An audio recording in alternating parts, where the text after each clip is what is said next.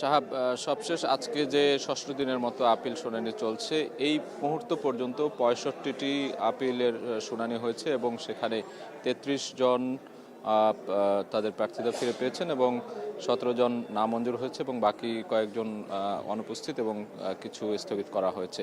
এটি সবশেষ খবর এবং সকাল থেকে কিন্তু চলছে। আজকে ১০টা থেকে শুরু হয়েছে আপিল শুনানি, মাঝখানে দুপুরে কিছুক্ষণ বিরতি ছিল, তারপরে কিন্তু আবারও শুরু হয়েছে এবং প্রার্থীরা আসছেন এবং তাদের যে এখানে শুনানির যে বিষয়গুলো সেগুলো কিন্তু ভেতরে সেই প্রক্রিয়াগুলো চলছে এবং অনেকেই প্রার্থিতা ফিরে পাচ্ছেন।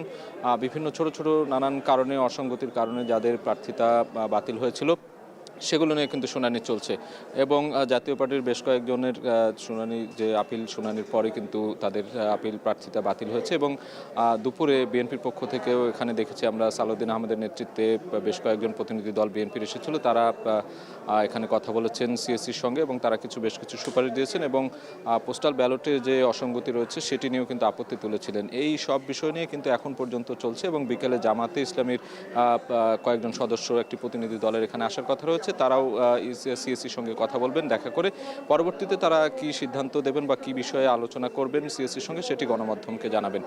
সেটি হলে আমরা জানিয়ে দেওয়ার চেষ্টা করব। প্রার্থিতা ফিরে পেতে নির্বাচনী আপিলের ষষ্ঠ দিনের শুনানি চলছে। সেসব জানাতে আমাদের সঙ্গে যুক্ত ছিলেন সহকর্মী সাজিদ আরাফাত।